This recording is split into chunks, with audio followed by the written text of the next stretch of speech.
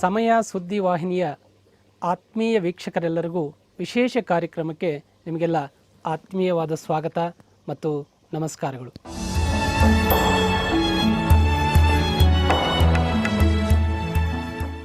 ಪ್ರಿಯ ವೀಕ್ಷಕರೇ, ಒಂದು ಮಾತಿದೆ, ಮನಃ ಏವ ಮನುಷ್ಯಾಣಾಂ ಕಾರಣಂ ಬಂಧ ಮೋಕ್ಷಯೋಹೋ ಅಂತ. ಇದರ ಅರ್ಥ ಮಾನವನ ಮನಸ್ಸೇ ಅವನ ಉನ್ನತಿಗೂ ಮತ್ತು ಅವನ ಅವನತಿಗೂ ಕಾರಣ ಅಂತ ಇದು ಹೇಳುತ್ತೆ ಈ ಶ್ಲೋಕ. ಅಂದರೆ ಈ ಸೃಷ್ಟಿಯಲ್ಲಿ ಅತ್ಯಂತ ನಿಗೂಢವಾದ್ದು, ರಹಸ್ಯವೆನಿಸ್ತಕ್ಕಂಥದ್ದು ಬೇರೆ ಏನೂ ಅಲ್ಲ, ಮಾನವನ ಮನಸ್ಸೇ.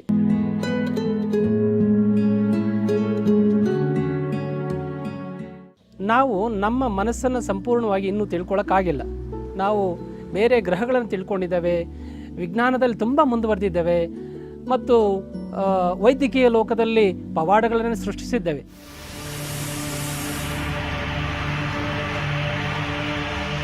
ಆದರೂ ಕೂಡ ಇವತ್ತಿನ ನಮ್ಮ ವಾಸ್ತವ ಬದುಕಿನಲ್ಲಿ ಎಷ್ಟೋ ಕಾಯಿಲೆಗಳನ್ನು ಈ ಮುಂದುವರಿದ ವಿಜ್ಞಾನ ಆ ಸಮಸ್ಯೆಗಳಿಗೆ ಪರಿಹಾರ ಒದಗಿಸಿಕೊಳ್ಳಲಿಕ್ಕೆ ವಿಫಲವಾಗಿದೆ. ಅದರಲ್ಲಿ ನಿದ್ರಾಹೀನತೆ ಇರಬಹುದು, ಭಯ, ಖಿನ್ನತೆ, ದುಃಖ, ಡೈವೋರ್ಸ್, ಹೀಗೆ ನಾವು ಭಾಳಷ್ಟು ನಮ್ಮ ಮನಸ್ಸಿನ ಮೂಲದಿಂದ ಬರ್ತಕ್ಕಂಥ ಕಾಯಿಲೆಗಳಿಂದ ಬಳಲ್ತಾ ಇದ್ದೇವೆ. ಇದಕ್ಕೆಲ್ಲ ಪರಿಹಾರ ಇದೆಯೇ? ನಿಜಕ್ಕೂ ನಮ್ಮ ಮನಸ್ಸು ಸಂಜೀವನಿಯಾಗಿ ನಮ್ಮ ಕಾಯಿಲೆಗಳನ್ನು, ನಮ್ಮ ಸಮಸ್ಯೆಗಳನ್ನು ಅಥವಾ ದಿನನಿತ್ಯದ ಒತ್ತಡದ ಬದುಕಿಗೆ ಅದರಲ್ಲಿ ಮನಸ್ಸಿನಲ್ಲಿ ಪರಿಹಾರ ಇದೆಯೇ ಅಂತ ನಮಗೆ ನಾವೇ ಪ್ರಶ್ನೆ ಹಾಕ್ಕೊಂಡಾಗ ಉತ್ತರ ಹೌದು ಅಂತ ಬರುತ್ತೆ.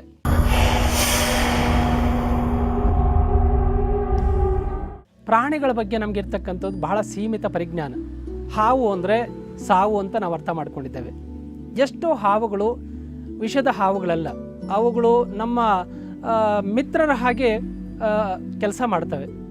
ಉದಾಹರಣೆಗೆ ಅವು ಇಲಿಗಳನ್ನು ತಿಂದು ನಮಗೆ ಉಪಕಾರ ಮಾಡ್ತವೆ ಹೊರತು ಇಲಿಗಳು ನಮ್ಮ ಧಾನ್ಯವನ್ನು, ನಮ್ಮ ಅನ್ನವನ್ನು ತಿಂದು ನಮಗೆ ಅಪಕಾರ ಮಾಡ್ತವೆ. ಹಾಗೆ ನಾವು ಪ್ರಾಣಿಗಳನ್ನು ಸರಿಯಾಗಿ ಅರ್ಥ ಮಾಡಿಕೊಂಡ್ರೆ ಎಷ್ಟೋ ಹಾವುಗಳು ವಿಷವಲ್ಲದೆ ನಮ್ಮ ಮನಸ್ಸಿನ ಕಲ್ಪನೆಯಿಂದ ಅವು ವಿಷದ ಹಾವುಗಳು ಅಂತ ನಾವು ಹೊಡೆದು ಸಾಯಿಸಿಬಿಡ್ತೇವೆ.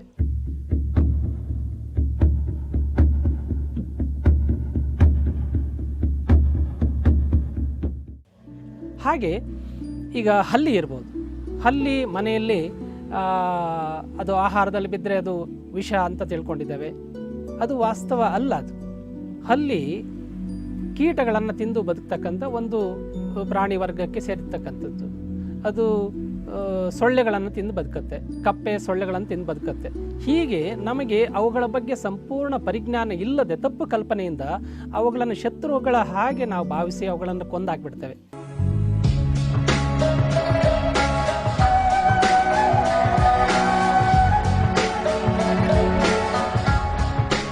ನಮಗೆ ಸ್ಪಷ್ಟ ಸರಿಯಾದ ತಿಳುವಳಿಕೆ ಇಲ್ಲದೆ ಪ್ರಾಣಿಗಳ ಬಗ್ಗೆ ಆಗಲಿ ಅಥವಾ ಮನುಷ್ಯರ ಬಗ್ಗೆ ಆಗಲಿ ಅಥವಾ ಪ್ರಕೃತಿ ಬಗ್ಗೆ ಆಗಲಿ, ಮುಖ್ಯವಾಗಿ ನಮ್ಮ ಮನಸ್ಸಿನ ಬಗ್ಗೆ ನಮಗೆ ಇರ್ತಕ್ಕಂಥ ತಿಳುವಳಿಕೆ ಅಲ್ಪ ಅಂತ ನಾನು ಭಾವಿಸ್ತೇನೆ. ಯಾಕೆ ಅಂತಂದರೆ ಇವತ್ತಿನ ಬಹುಪಾಲು ಸಮಸ್ಯೆಗಳು ಮನೋದೈಹಿಕ ಕಾಯಿಲೆಗಳು ಅಂತ ಹೇಳ್ತೇವೆ, ಸೈಕೋಸೊಮ್ಯಾಟಿಕ್ ಪ್ರಾಬ್ಲಮ್ಸ್ ಅಂತ. 100ಕ್ಕೆ 95 ಕಾಯಿಲೆಗಳು ಇವು ಮನಸ್ಸಿನ ಮೂಲದಿಂದ ಮನೋಜನ್ಯ ಕಾಯಿಲೆಗಳಾಗಿದ್ದಾವೆ. ಈ ಮನಸ್ಸಿನಲ್ಲಿ ಉದಯಿಸಿ ದೇಹದಲ್ಲಿ ಕಾಣಿಸ್ಕೊಳ್ತವೆ. ಅವುಗಳಿಗೆ ವೈದ್ಯಕೀಯ ಕ್ಷೇತ್ರದಲ್ಲಿ ಎಷ್ಟೋ ಸಾರಿ ಪರಿಹಾರ ಇಲ್ಲ. ಹಾಗಾಗಿ ನಮ್ಮ ಮನಸ್ಸನ್ನು ಸರಿಯಾಗಿ ನಾವು ಅರ್ಥ ಮಾಡಿಕೊಂಡ್ರೆ, ನಮ್ಮ ಮನಸ್ಸನ್ನು ಸರಿಯಾದ ಒಂದು ವೃಕ್ಷದ ಹಾಗೆ ಅದನ್ನು ಸರಿಯಾಗಿ ಕಸಿ ಮಾಡಿ ಅದನ್ನು ಕೃಷಿ ಮಾಡಿದ್ರೆ ಸುಂದರವಾದ ಬೆಳೆ ಬೆಳಿಬೋದು ಅನ್ನೋದು ನನ್ನ ಅಭಿಪ್ರಾಯ.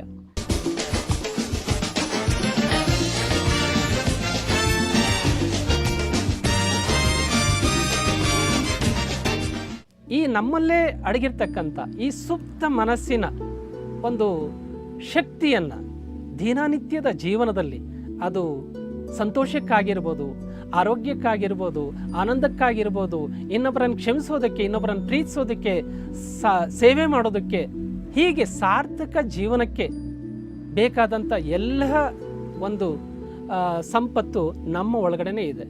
ನಾವು ಇವತ್ತು ಅದನ್ನು ಅಂಗಡಿಯಲ್ಲಿ ಹುಡುಕಾಡ್ತಾ ಮಾಡ್ತಾ ಇದ್ದೇವೆ. ಮಾಲ್ಗಳಲ್ಲಿ ಹುಡುಕಾಟ ಮಾಡ್ತಿದ್ದೇವೆ. ನೆಮ್ಮದಿ, ಸಂತೋಷ, ಸುಖ, ಆನಂದ ಇವ್ಯಾವೂ ಕೂಡ ಅಂಗಡಿಯಲ್ಲಿ ಸಿಗ್ತಕ್ಕಂಥ ವಸ್ತುಗಳಲ್ಲ. ಹಾಗಿದ್ದರೆ ಅದನ್ನು ಕೊಂಡ್ಕೊಂಡು ಬಂದು ನಾವು ಭಾಳ ಸಂತೋಷವಾದ ಜೀವನ ಮಾಡ್ಬೋದಾಗಿತ್ತು. ಅದು ಸಾಧ್ಯ ಇಲ್ಲ. ಹಾಗಾದರೆ ಇವೆಲ್ಲ ಎಲ್ಲಿದೆ? ಇವು ನಮ್ಮಲ್ಲೇ ಇದೆ. ಹೇಗೆ ಭೂಮಿ ಪದರಗಳಿಂದ ಆಗಿದೆಯೋ, ಪ್ರತಿ ಪದರದಲ್ಲಿ ಅಮೂಲ್ಯವಾದ ಗಣಿಗಳಿದೆ, ನಿಧಿ ನಿಕ್ಷೇಪಗಳಿದೆ, ಆಳದಲ್ಲಿ ಪೆಟ್ರೋಲ್ ಇದೆ, ಬಂಗಾರ ಇದೆ, ವಜ್ರ ಇದೆ. ಹೀಗೆ ಈ ಭೂಮಿ ಹೇಗೆ ಗಣಿಗಳ ಒಡಲೋ ಹಾಗೆ ನಮ್ಮ ಮನಸ್ಸಿನ ಆಳಕ್ಕೋದ್ರೆ ಅಲ್ಲಿ ಹಾಗೆ ನಿಧಿ ನಿಕ್ಷೇಪಗಳಿದೆ. ಅದು ಮನಸ್ಸಿನ ಆನಂದ ಇರ್ಬೋದು, ಮನಸ್ಸಿನ ನೆಮ್ಮದಿ ಇರ್ಬೋದು, ಒಂದು ಪೇಷನ್ಸ್ ಇರ್ಬೋದು. ಇವೆಲ್ಲ ಇರ್ತಕ್ಕಂಥದ್ದು ಆಲೋಕ ಅಂದರೆ ಹೊರಗಿನ ಮನಸ್ಸಿನಲ್ಲ, ಅದು ಒಳ ಮನಸ್ಸಿನಲ್ಲಿ.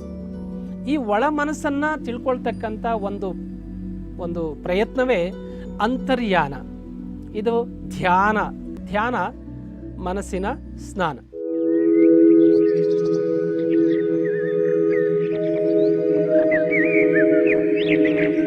ಭಯ ಮನುಷ್ಯನ ಮೊದಲನೇ ಶತ್ರು. ಎರಡನೇ ಶತ್ರು ಸಂಶಯ. ಈ ಪ್ರಪಂಚದಲ್ಲಿ ಅತ್ಯಂತ ಸಂಕೀರ್ಣವಾದ ವೈರಸ್ಸು ಅದು H1N1 ಅಲ್ಲ, ಆಂಥ್ರಾಕ್ಸ್ ಅಲ್ಲ, ಅಥವಾ ಬೇರೆ ಏನೂ ಕಾಯಿಲೆ ಅಲ್ಲ, ಅದು ಸಂಶಯ ಅಂತಕ್ಕಂಥದ್ದು. ಈ ಸಂಶಯಕ್ಕೆ ಔಷಧಿ ಎಲ್ಲಿದೆ? ಸಂಶಯಕ್ಕೆ ಔಷಧಿ ಅಂಗಡಿಯಲ್ಲಿಲ್ಲ, ಅಥವಾ ವೈದ್ಯಕೀಯ ಕ್ಷೇತ್ರದಲ್ಲಿ ಸಂಶಯಕ್ಕೆ ಅಂತ ಒಂದು ಔಷಧಿ, ಟ್ಯಾಬ್ಲೆಟ್ ಅಥವಾ ಔಷಧಿ ಯಾವುದು ಇನ್ನೂ ಆವಿಷ್ಕಾರ ಆಗಿಲ್ಲ. ಆ ಸಂಶಯವನ್ನು ಗೆಲ್ಲೋದಕ್ಕೆ ನಮ್ಮೊಳಗಡೆನೆ ಒಂದು ಸಂಜೀವನಿ ಇದೆ. ಅದು ಸೆಲ್ಫ್ ಕಾನ್ಫಿಡೆನ್ಸ್ ಅಂತ. ಅಂದರೆ ಆತ್ಮವಿಶ್ವಾಸ ಏರಿಸ್ಕೊಂಡಾಗ ಮಾತ್ರ ಈ ಸಂಶಯವನ್ನು ನಾವು ಗೆಲ್ಬೋದು. ಸೊ ಹೀಗೆ ಹಲವಾರು ರೀತಿ ಪ್ರಯೋಜನಕಾರಿ ಆಗಿರ್ತಕ್ಕಂಥ ಈ ನಿಧಿ ನಿಕ್ಷೇಪವಾಗಿ ಕೆಲಸ ಮಾಡ್ತಕ್ಕಂಥ ಸುಪ್ತ ಮನಸ್ಸನ್ನು ತಲುಪುವುದು ಹೇಗೆ, ಅದನ್ನು ಜಾಗೃತಗೊಳಿಸ್ಕೊಳ್ಳೋದು ಹೇಗೆ, ಒಂದು ವೇಳೆ ಜಾಗೃತಗೊಂಡಂಥ ಆ ಮನಸ್ಸಿಗೆ ಏನೇನು ವಿಸ್ಮಯಗಳಿದೆ, ಅದು ನೋವುರಹಿತ ಹೆರಿಗೆ ಆಗಿರಬಹುದು, ನೋವುರಹಿತ ಅರವಳಿಕೆ ರಹಿತ ಶಸ್ತ್ರಕ್ರಿಯೆ ಆಗಿರ್ಬೋದು, ಕ್ರೀಡಾ ಕ್ಷೇತ್ರದಲ್ಲಿ ಆಗಿರ್ಬೋದು, ಅಥವಾ ಪರೀಕ್ಷೆಯನ್ನು ಎದುರಿಸ್ತಕ್ಕಂಥ ಸಾಮರ್ಥ್ಯವನ್ನು ಪಡೆಯೋದಾಗಿರ್ಬೋದು, ಅಥವಾ ಒಂದು ಇಂಟರ್ವ್ಯೂವನ್ನು ಎದುರಿಸ್ತಕ್ಕಂಥ ಸಾಮರ್ಥ್ಯವನ್ನು ಉಂಟು ಮಾಡೋದಕ್ಕೆ ಅದನ್ನು ಬಳಸ್ಬೋದು. ಹೀಗೆ ಬಹುರೂಪಿ ಮನಸ್ಸು ಅದು ಎಷ್ಟು ಅಪಾರವಾದ ಮನಸ್ಸು ಅಂತ ಹೇಳಿದ್ರೆ, ಒಂದು ಸಮುದ್ರದಲ್ಲಿ ಮುಳುಗಿರ್ತಕ್ಕಂಥ ಒಂದು ಮಂಜುಗಡ್ಡೆಗೆ ನಮ್ಮ ಮನಸ್ಸನ್ನು ಹೋಲಿಸ್ಬೋದು. ನಮಗೆ ಕಾಣುವ ಮೇಲ್ಭಾಗದ ಒಂದು ಭಾಗ, ಒಂದು 10% ಏನಿದೆ, ಆ ಒಂದು ಮಂಜುಗಡ್ಡೆಯ ಭಾಗ, ಅದನ್ನು ಹೊರ ಮನಸ್ಸು ಅಂತ ಹೇಳ್ತೇವೆ. ಅಷ್ಟೇ ನಮ್ಮ ಹೊರ ಮನಸ್ಸಿನ ಸಾಮರ್ಥ್ಯ. ಅದು ನಮ್ಮ ಎಡ ಮೆದುಳಿಗೆ ಸಂಬಂಧಪಟ್ಟಿದ್ದು. ಇಲ್ಲೇನಾಗ್ತಾ ಇರುತ್ತೆ, ಈ ಮೆದುಳನ್ನು ನಾವು ದಿನನಿತ್ಯ ಜೀವನದಲ್ಲಿ ಬಳಸಿದಾಗ ಇಲ್ಲಿ ತರ್ಕ ಇದೆ, ವಿಶ್ಲೇಷಣೆ ಇದೆ, ವಿಮರ್ಶೆ ಇದೆ, ಸಂಶಯ ಇದೆ. ಇಲ್ಲಿ ಸ್ಪಷ್ಟವಾದ ಒಂದು ಆತ್ಮವಿಶ್ವಾಸ ಇಲ್ಲ. ಅದೇ ಈ ಮೆದುಳನ್ನು ಸ್ವಲ್ಪ ಕಡಿಮೆ ಮಾಡಿ ಬಳಸೋದನ್ನು, ಈ ಮೆದುಳನ್ನು ಬಳಸೋದಕ್ಕೆ ನಾವು ಪ್ರಾರಂಭ ಮಾಡಿದಾಗ ಇಲ್ಲಿ ಸೃಜನಶೀಲತೆ ಇದೆ, ಆತ್ಮವಿಶ್ವಾಸ ಇದೆ, ಕ್ರಿಯೇಟಿವಿಟಿ ಇದೆ, ಮತ್ತು ಎಲ್ಲ ಕಾಯಿಲೆಗಳನ್ನು ವಾಸಿ ಮಾಡ್ತಕ್ಕಂಥ ಶಕ್ತಿ, ಸಂಜೀವಿನಿ ಆ ಸುಪ್ತ ಮನಸ್ಸಿನ ವಿಭಾಗದಲ್ಲೇ ಇದೆ. ಅದನ್ನು ತಲುಪೋದು ಹೇಗೆ, ಅದರ ಕಾರ್ಯಕ್ಷೇತ್ರ ಏನು, ಅದು ನಮ್ಮ ಬದುಕಿನಲ್ಲಿ ಎಷ್ಟು ವಿವಿಧ ಪ್ರಕಾರಗಳಲ್ಲಿ, ಸಾಮಾಜಿಕ ಜೀವನದಲ್ಲಿ ಮತ್ತು ಕೌಟುಂಬಿಕ ಜೀವನದಲ್ಲಿ, ವೃತ್ತಿ ಜೀವನದಲ್ಲಿ ಮತ್ತು ವೈಯಕ್ತಿಕ ಜೀವನದಲ್ಲಿ ಹೇಗೆ ಈ ಒಂದು ಅನಂತ ಶಕ್ತಿಯನ್ನು ನಾವು ಉದ್ದೀಪನಗೊಳಿಸಿ ಬಳಸ್ಬೋದು ಅಂತಕ್ಕಂಥ ವಿಚಾರಗಳ ಒಂದು ಪ್ರಾಯೋಗಿಕ ಕಾರ್ಯಕ್ರಮವೇ ಈ ಆಲೋಕ ಮತ್ತು ಈ ಲೋಕ. ಈ ಕಾರ್ಯಕ್ರಮದ ಅಡಿಯಲ್ಲಿ ನಾವು ನಿಮಗೆ ಪ್ರತಿ ಒಂದು ಹಂತದಲ್ಲಿ ಕೂಡ ವೈಜ್ಞಾನಿಕವಾಗಿ, ಪ್ರಾಯೋಗಿಕಾತ್ಮಕವಾಗಿ ಹಲವಾರು ವಿಸ್ಮಯಗಳನ್ನು, ಮನಸ್ಸಿನ ವಿಸ್ಮಯಗಳನ್ನು ವೈಜ್ಞಾನಿಕವಾಗಿ ನಿಮಗೆ ನಾವು ತೋರಿಸುವ ಪ್ರಯತ್ನ ಮಾಡ್ತಾ ಇದ್ದೇವೆ.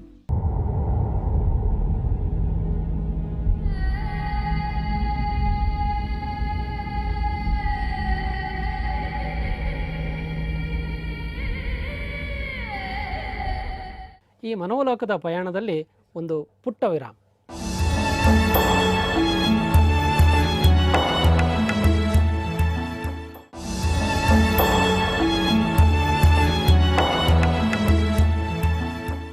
ಭಯ ಮಾನವನ ಮೊದಲನೇ ಶತ್ರು ಅಂತ ನಾನು ಹೇಳಿದ್ದೆ. ಈ ಭಯ ಅಂತ ತಗೊಂಡಾಗ ಅದನ್ನು ಫೋಬಿಯಾ ಅಂತ ಹೇಳ್ತೇವೆ. ಫಿಯರ್ ಅಂದರೆ ಏನು? ಫಾರ್ ಎಕ್ಸಾಂಪಲ್, ನಿಜವಾಗ್ಲೂ ಒಂದು ಕಾಡಲ್ಲಿ ಹೋಗ್ತಾ ಇರ್ತೀವಿ, ಒಂದು ಹುಲಿ ಬಂದಾಗ ನಾವು ಭಯ ಪಡುವುದು ಅದು ಮಾನವನ ಸಹಜ ಗುಣ, ಅದಕ್ಕೆ ಫಿಯರ್ ಅಂತ ಹೇಳ್ತೇವೆ. ಆದರೆ ಫೋಬಿಯಾ ಏನು ಅಂತಂದರೆ, ಒಂದು ಜಿರಳೆ ನಾವು ನೋಡಿದ್ರೆ ಅದು ಹುಲಿಗಿಂತ ಹೆಚ್ಚು ಭಯ ಪಡ್ತೇವಲ್ಲ, ಅದನ್ನು ಹೆದರಿಕೆ ಅಂತ ಹೇಳ್ತೇವೆ. ಈ ರೀತಿ ಹೆದರಿಕೆಗಳು 1,000ಕ್ಕಿಂತ ಹೆಚ್ಚಿವೆ. ಅದರಲ್ಲಿ ಎಕ್ಸಾಮ್ ಫೋಬಿಯಾ ಕೂಡ ಒಂದು.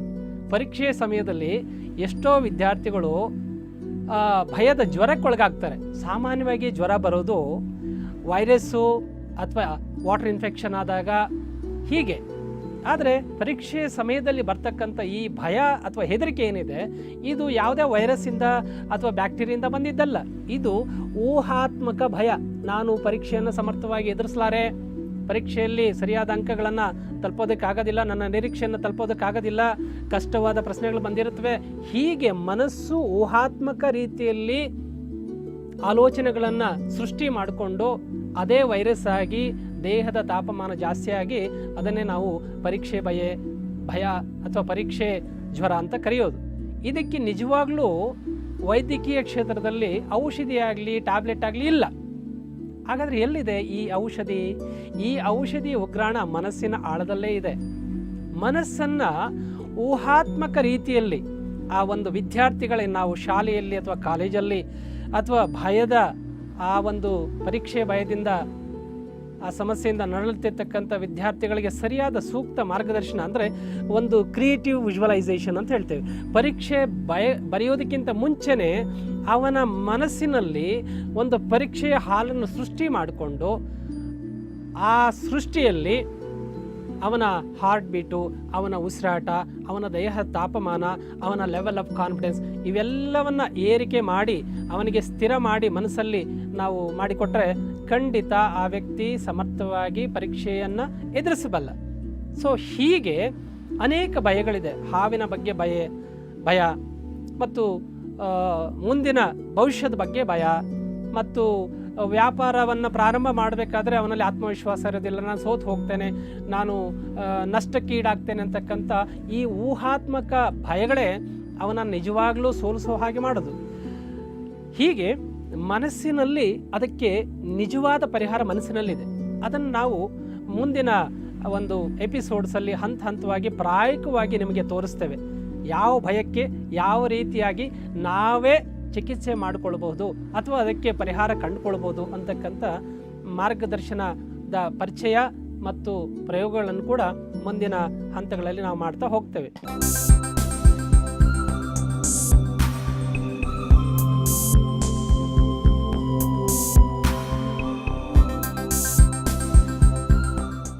ಹಾಗೆ ನಾನು ಹೇಳಿದ್ದೆ, ವಿದೇಶಗಳಲ್ಲಿ ಇವತ್ತು ಅರಿವಳಿಕೆ ಇಲ್ಲದೇ ಶಸ್ತ್ರಚಿಕಿತ್ಸೆಗಳನ್ನು ಮಾಡ್ತಿದ್ದಾರೆ. ಅದು ವಿದೇಶದಲ್ಲಿ ಮಾತ್ರ ಸಾಧ್ಯ ಅಂತ ನಾವು ನಂಬಿ ಸುಮ್ಮನೆ ಕೂತು ಬಿಡ್ತೇವೆ. ಅದು ಈ ದೇಶದಲ್ಲಿ ಸಾಧ್ಯ, ನಮಗೂ ಸಾಧ್ಯ ಅನ್ನುವುದನ್ನು ನಾವು ಮುಂದಿನ ದಿನಗಳಲ್ಲಿ ಒಂದು ಸರ್ಜರಿಯನ್ನು ಕೂಡ, ನೋವು ರಹಿತ ಸರ್ಜರಿ, ಅದು ಹರ್ನಿಯಾ ಇರ್ಬೋದು, ಯಾವುದೇ ಒಂದು ಇಂತಹ ಸಮಸ್ಯೆ ಪೀಡಿತರ ಒಂದು ರೋಗಿಗಳನ್ನು ವೈದ್ಯರ ಸಹಕಾರದೊಂದಿಗೆ ಅದನ್ನು ಸರಿಯಾದ ಒಂದು ಶಸ್ತ್ರಚಿಕಿತ್ಸೆಯ ಕೋಣೆಯಲ್ಲಿ ನಾವು ಯಾವುದೇ ಅರಿವಳಿಕೆ ತಗೊಳ್ಳದೆ ನಾವು ಕೂಡ we can go under surgery without anaesthesia ಅನ್ನೋದನ್ನು ನಾನು ಈ ಒಂದು ಕಾರ್ಯಕ್ರಮ ಮುಖಾಂತರ ನಿಮಗೆ ತೋರಿಸ್ತಾ ಇದ್ದೇನೆ.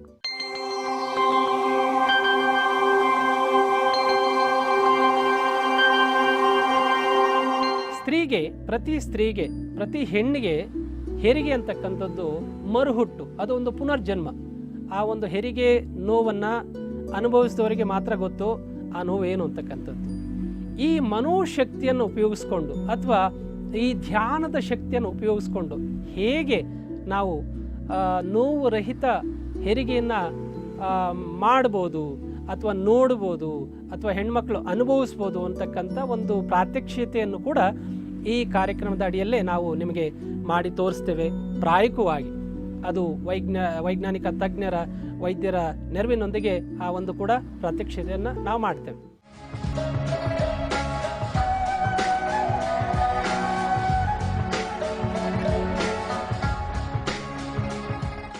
ಇನ್ನೊಂದು ನಮ್ಮಲ್ಲಿ ಮತ್ತೊಂದು ಕಲ್ಪನೆ ಇದೆ, ತಪ್ಪು ಕಲ್ಪನೆ. ಅಧ್ಯಾತ್ಮ ಅಂತಂದರೆ ಅದು ವಯಸ್ಸಾದವರಿಗೆ ಅಂತ. ಅಧ್ಯಾತ್ಮ ಅಂತಂದರೆ ಅದು ಯೋಗಿಗಳಿಗೆ ಮಾತ್ರ ಸಾಧ್ಯ, ಅದು ಹಿಮಾಲಯದಲ್ಲಿ ಇರ್ತಕ್ಕಂಥವ್ರಿಗೆ ಮಾತ್ರ ಸಾಧ್ಯ.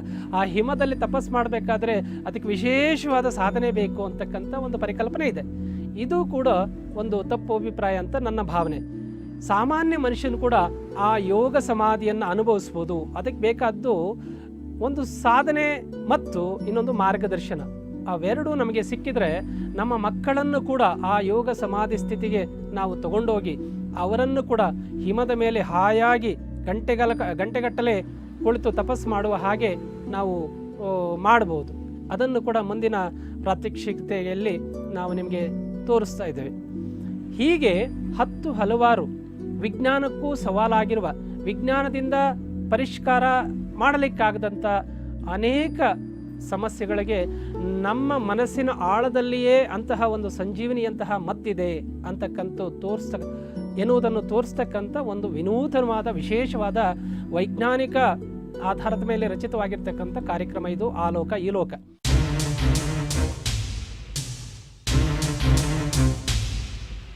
ಇಲ್ಲಿ ನಾನು ನಿಮಗೆ ಇನ್ನೊಂದು ಸತ್ಯ ಹೇಳಬೇಕಾಗಿದೆ.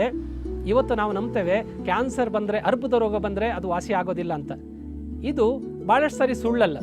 ಅರ್ಬುದ ರೋಗವನ್ನು, ಕ್ಯಾನ್ಸರನ್ನು ಕೂಡ ನಮ್ಮ ಮನಸ್ಸಿನ ಶಕ್ತಿಯಿಂದಲೇ ನಾವೇ ವಾಸಿ ಮಾಡಿಕೊಳ್ಬೋದು ಅನ್ನುವುದನ್ನು ನಾನು ಏನು ವೈಜ್ಞಾನಿಕವಾಗಿ ಆವಿಷ್ಕಾರ ಅಂದರೆ ಪ್ರಯೋಗಕ್ಕೆ ಒಳಪಟ್ಟಿರ್ತಕ್ಕಂಥ ಒಂದು ವಿಧಾನಗಳನ್ನು, ವಾಸಿಯಾಗಿರ್ತಕ್ಕಂಥ ರೋಗಿಗಳನ್ನು, ಆ ಒಂದು ಪ್ರಾತ್ಯಕ್ಷತೆಯನ್ನು ಕೂಡ ಈ ಒಂದು ಕಾರ್ಯಕ್ರಮದ ಅಡಿಯಲ್ಲೇ ನಾವು ತೋರಿಸ್ತೇವೆ ನಿಮಗೆ.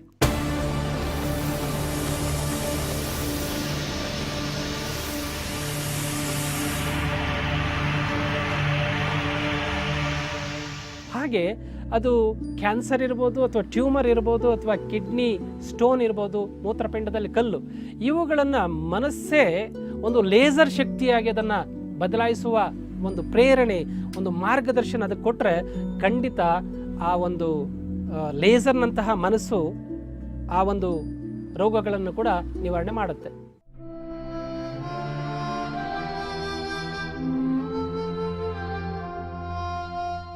ಹಲವಾರು ವಿಚಾರಗಳನ್ನು ಸಮಾಜಕ್ಕೆ ಏನು ಇನ್ನೂ ಅರ್ಥ ಆಗಿಲ್ಲ, ಜನರಿಗೆ ಇನ್ನೂ ಏನು ವಿಸ್ಮಯಕಾರಿಯಾಗಿದೆ, ಜನರು ಇನ್ನೂ ಏನು ಮೂಢನಂಬಿಕೆ ಅಂತ ಕರೀತಾರೆ, ದೆವ್ವದ ಬಗ್ಗೆ ಸಾಕಷ್ಟು ಭಯ ಇದೆ, ಹಿಸ್ಟೀರಿಯಾ, ದೆವ್ವ ಯಾಕೆ ಬರುತ್ತೆ ಅದನ್ನು ತಿಳ್ಕೊಳ್ತಕ್ಕಂಥ ಒಂದು ಪ್ರಯತ್ನ ಮಾಡ್ತೇವೆ. ಸೊ ಅದನ್ನು ಪ್ರಾಯೋಗಿಕವಾಗಿ ನಾವು ತಿಳ್ಕೊಳ್ತೇವೆ. ಈ ಒಂದು ಹಿಸ್ಟೀರಿಯಾ ಬಗ್ಗೆ ನಾವು ಕೂಡ ಮುಂದಿನ ದಿನಗಳಲ್ಲಿ ಡೆಮಾನ್ಸ್ಟ್ರೇಷನ್ಸ್, ಅಂದರೆ ದೆವ್ವ ಹೇಗೆ ಬರುತ್ತೆ, ದೇವರು ಹೇಗೆ ಮೈ ಮೇಲೆ ಬರುತ್ತೆ ಅಂತಕ್ಕಂಥ ವಿಷಯಗಳನ್ನು ಕೂಡ ನಾವು ಮುಟ್ಟಲಿದ್ದೇವೆ. ಹೀಗೆ ಈ ಮನಸ್ಸಿನ ಲೋಕ ಒಂದು ಅನಂತ ಲೋಕ, ಅದ್ಭುತ ಲೋಕ, ವಿಸ್ಮಯ ಲೋಕ. ಇದಕ್ಕೆ ಕೊನೆ ಮೊದಲು ಅಂತಕ್ಕಂಥದ್ದು ಇಲ್ಲ. ಅನೇಕ ಪ್ರಯೋಗಗಳನ್ನು, ಅನೇಕ ವಿಚಾರಗಳನ್ನು ಈ ಒಂದು ವೇದಿಕೆಯಲ್ಲಿ ನಾವು ನಿಮ್ಮಗಳ ಮುಂದೆ ಹಂಚಿಕೊಳ್ತೇವೆ. ವೈಜ್ಞಾನಿಕ ತಜ್ಞರನ್ನು ಕರೆದು ಅವರ ಸಮ್ಮುಖದಲ್ಲೇ ಇದನ್ನು ಡೆಮಾನ್ಸ್ಟ್ರೇಷನ್ ಮಾಡ್ತೇವೆ. ಹೃದಯದ ಬಡಿತವನ್ನು ಅದು ಕಡಿಮೆ ಮಾಡೋದಕ್ಕೆ ಸಾಧ್ಯ ಆಗುತ್ತೆ. ಎಡಮೆದುಳಿನ ಚಟುವಟಿಕೆಗಳನ್ನು ನಿಲ್ಲಿಸಿ ಬಲಮೆದುಳಲ್ಲಿ ಚಟುವಟಿಕೆಗಳನ್ನು, ಸಂವೇದನೆಗಳನ್ನು, ಚುರುಕುತನವನ್ನು ಮೂಡಿಸಲಿಕ್ಕೆ ಸಾಧ್ಯ ಆಗುತ್ತೆ ಅಂತಕ್ಕಂಥ FMRI ಸ್ಕ್ಯಾನರ್, ಆ ಯಂತ್ರದ ಸಹಾಯದಿಂದ ಮೆದುಳನ್ನು ಆ ಒಂದು ಸ್ಕ್ಯಾನಿಂಗ್ ಒಳಪಡಿಸಿ ಧ್ಯಾನ ಸ್ಥಿತಿಯಲ್ಲಿ ಮೆದುಳಲ್ಲಿ ನಿಜವಾಗ್ಲೂ ಏನು ಬದಲಾಗುತ್ತೆ, ದೇಹದಲ್ಲಿ ಏನೇನು ರಾಸಾಯನಿಕ ಕ್ರಿಯೆಗಳಲ್ಲಿ ಬದಲಾಗುತ್ತೆ, ಯಾವ ಗ್ರಂಥಿಗಳು ಧ್ಯಾನದಲ್ಲಿ ಸ್ಪಂದಿಸುತ್ತವೆ, ಏನು ಸ್ಟ್ರೆಸ್ ಹಾರ್ಮೋನ್ಸ್ ಅಂತ ಹೇಳ್ತೀವಿ ಅದೆಲ್ಲ ಕಡಿಮೆ ಆಗ್ತಕ್ಕಂಥದ್ದು, ಎಂಡೋಫಿನ್ಸು ಜಾಸ್ತಿ ಆಗ್ತಕ್ಕಂಥದ್ದು, ಇದೆಲ್ಲ ನಮ್ಮ ಮನಸ್ಸಿನಲ್ಲೇ ಇದೆ. ನಮ್ಮ ಮನಸ್ಸಿನ ಸಹಾಯದಿಂದ ಅದೆಲ್ಲ ಮಾಡ್ಬೋದು.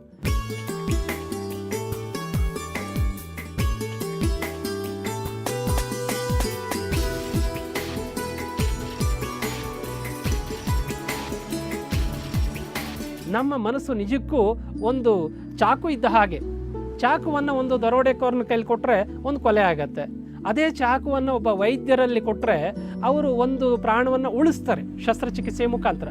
ಹಾಗೆ ನಮ್ಮ ಮನಸ್ಸನ್ನು ಚಾಕು ಆಗಿಯೂ, ಅಂದರೆ ಕೊಲೆಗಾಗಿಯೂ ಮತ್ತು ಪ್ರಾಣ ಉಳಿಸ್ಲಿಕ್ಕಾಗಿಯೂ ಬಳಸ್ಬೋದು.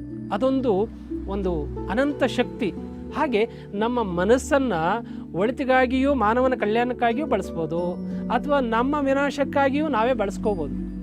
ಈ ವೇದಿಕೆಯಲ್ಲಿ ನಾವು ಚರ್ಚೆ ಮಾಡ್ತಕ್ಕಂಥದ್ದು, ತಿಳ್ಕೊಳ್ತಕ್ಕಂಥ ಪ್ರಯತ್ನ ಏನಪ್ಪ ಅಂತಂದರೆ, ಆ ಮಾನವನ ಮನಸ್ಸು ನಿಜಕ್ಕೂ ನಮಗೆ ಪರೋಪಕಾರಿಯಾಗಿ ಹೇಗೆ ಸಹಾಯ ಮಾಡುತ್ತೆ, ನಮ್ಮ ಕಾಯಿಲೆಗಳನ್ನು ಹೇಗೆ ವಾಸಿ ಮಾಡುತ್ತೆ, ಸೊ ನಮ್ಮಲ್ಲಿ ಆತ್ಮವಿಶ್ವಾಸವನ್ನು ಹೇಗೆ ವೃದ್ಧಿಸುತ್ತೆ, ಭಯವನ್ನು ಹೇಗೆ ನಿವಾರಣೆ ಮಾಡುತ್ತೆ, ಮುನ್ನರಿವು, ಹಿನ್ನರಿವು, ಇಂತಹ ವಿಚಾರಗಳನ್ನು, ಶಸ್ತ್ರಕ್ರಿಯೆಯನ್ನು ಹಾಗೂ ಇನ್ನೂ ನಿಗೂಢವಾಗಿ ಉಳಿದಿರ್ತಕ್ಕಂಥ ಅನೇಕ ವಿಸ್ಮಯಗಳನ್ನು ನಾವು ಈ ಲೋಕ ಆ ಲೋಕ ಕಾರ್ಯಕ್ರಮದ ಮುಖಾಂತರ ನಿಮ್ಮ ಮುಂದೆ ತೆರೆದಿಡ್ತಕ್ಕಂಥ ಒಂದು ಪ್ರಯತ್ನ ಮಾಡ್ತಾ ಇದ್ದೇವೆ.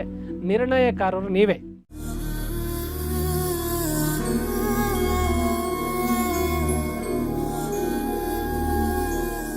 ಈ ಮನೋಲೋಕದ ಪ್ರಯಾಣದಲ್ಲಿ ಒಂದು ಪುಟ್ಟ ವಿರಾಮ.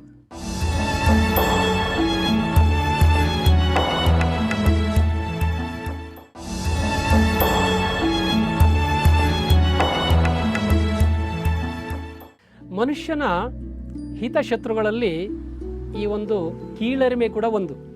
ನಾನು ಅವಾಗಲೇ ಹೇಳಿದ್ದೆ, ಭಯ, ಹೆದರಿಕೆ, ಸಂಕೋಚ ಮತ್ತು ಈ ಕೀಳರಿಮೆ ಇದು ಬದುಕಿದ್ದಾಗಲೇ ನಮ್ಮನ್ನು ಕಿತ್ತು ತಿನ್ನುತ್ತೆ, ನಮ್ಮನ್ನು ಕುಗ್ಗಿ ಹೋಗುವ ಹಾಗೆ ಮಾಡುತ್ತೆ, ಸೋಲುವ ಹಾಗೆ ಮಾಡುತ್ತೆ, ಸಾಯಿಸುತ್ತೆ. ಈ ಕೀಳರಿಮೆಯಿಂದ ಬಳಲ್ತಿದ್ದ ಎಷ್ಟೋ ಮಂದಿಯಲ್ಲಿ ನಾನು ಕೂಡ ಒಬ್ಬ. ನಾನು ಗ್ರಾಮೀಣ ಹಿನ್ನೆಲೆಯಿಂದ ಬಂದಂಥ ಒಬ್ಬ ಸಾಮಾನ್ಯ ಕುಟುಂಬದಿಂದ ಬಂದಂಥವನು.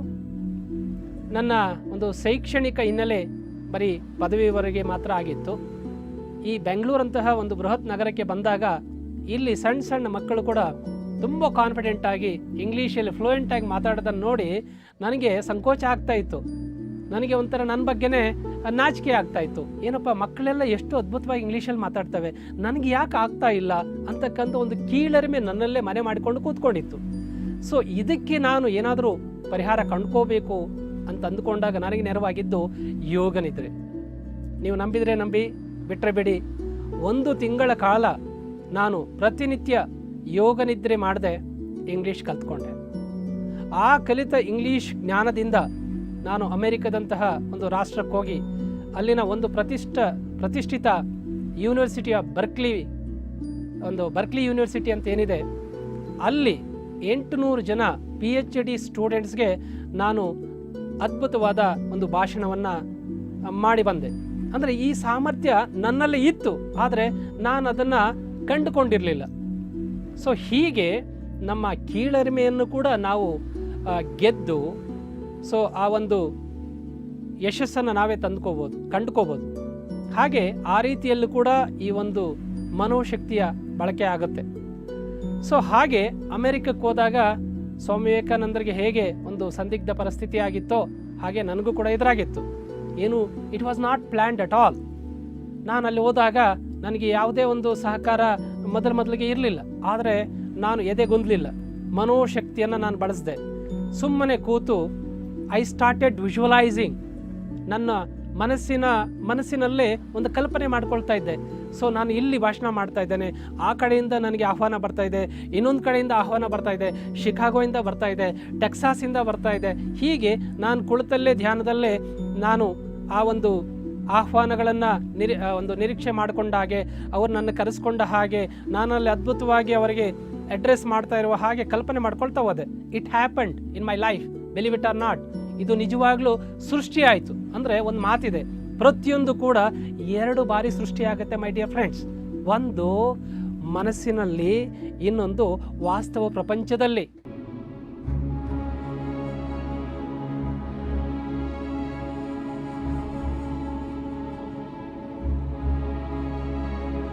ಸೊ ನನ್ನ ಕಿವಿ ಮಾತು ಏನಪ್ಪ ಅಂತಂದರೆ, ನಾವು ಮನಸ್ಸಿನಲ್ಲೇ ನಮಗೆ ಬೇಕಾದಂತಹ ಪ್ರಪಂಚವನ್ನು ಮೊದಲೇ ಒಂದು ಸೃಷ್ಟಿ ಮಾಡಿಕೊಂಡ್ರೆ ಅಂತಹದೇ ವಾಸ್ತವ ಪ್ರಪಂಚದಲ್ಲಿ ನಾವು ಬದುಕಲಿಕ್ಕೆ ಖಂಡಿತ ಸಾಧ್ಯ ಇದೆ ಅನ್ನುವುದು ನನ್ನ ಜೀವನದಿಂದ ನಾನು ಕಂಡುಕೊಂಡೆ. ಹಾಗೆ ಇಂತಹ ಎಷ್ಟೋ ಒಂದು ಉದಾಹರಣೆಗಳು ನನ್ನ ಜೀವನದಲ್ಲಿ ಬಂದು ಹೋಗಿದೆ. ನಾನು ಕೂಡ ಸಾಕಷ್ಟು ಮನೋ ಸಮಸ್ಯೆಗಳಿಂದ ಬಳಲ್ತಿದ್ದೆ. ಮೈಗ್ರೇನ್ ನನ್ನನ್ನು ಕಾಡ್ತಾ ಇತ್ತು. ಸೊ ಅದೇ ಧ್ಯಾನ ಸ್ಥಿತಿಯಲ್ಲಿ ಕೂತ್ಕೊಂಡು ಆ ಮೈಗ್ರೇನ್ಗೆ ಏನು ಅಂತ ಪರಿಹಾರ ಹುಡುಕುವ ಒಂದು ಹಾದಿಯಲ್ಲಿ ನನಗೆ ಸಂಪೂರ್ಣವಾಗಿ ಪರಿಹಾರ ಸಿಕ್ತು. ಧ್ಯಾನದಿಂದ ಅದಕ್ಕೆ ಸಂಪೂರ್ಣವಾಗಿ ಪರಿಹಾರ ಸಿಕ್ತು. ಹೀಗೆ ಎಷ್ಟೋ ಮನೋದೈಹಿಕ ಕಾಯಿಲೆಗಳನ್ನು ನಾವೇ ವಾಸಿ ಮಾಡಿಕೊಳ್ಬೋದು ಅನ್ನುವುದನ್ನು ನಾವು ಈ ವೇದಿಕೆಯಿಂದ ನಿಮಗೆ ಒಂದೊಂದಾಗಿ ತೋರಿಸ್ತಾ ಹೋಗ್ತೇವೆ.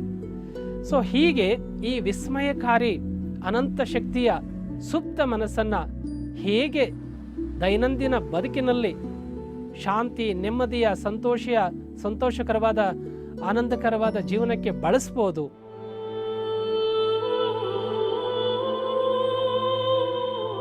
ನಿಮ್ಮಲ್ಲಿ ಮೂಡುವ ಪ್ರತಿಯೊಂದು ಕುತೂಹಲಕ್ಕೆ ನಮ್ಮಲ್ಲಿ ಉತ್ತರ ಇದೆ. ಪ್ರಾಯೋಗಿಕವಾಗಿ ನಿಮ್ಮ ಒಂದೊಂದು ಕುತೂಹಲಕ್ಕೆ ನಾವು ಉತ್ತರ ರೂಪದ ಒಂದು ಡೆಮಾನ್ಸ್ಟ್ರೇಷನ್ಸ್ ಕೊಡ್ತಾ ಹೋಗ್ತೇವೆ. ಸೊ ಮುಂದಿನ ಭಾನುವಾರದಂದು ಮತ್ತೆ 8:30ಕ್ಕೆ ಭೇಟಿಯಾಗೋಣ. ಅಲ್ಲಿವರೆಗೂ ಶುಭರಾತ್ರಿ, ನಮಸ್ಕಾರ.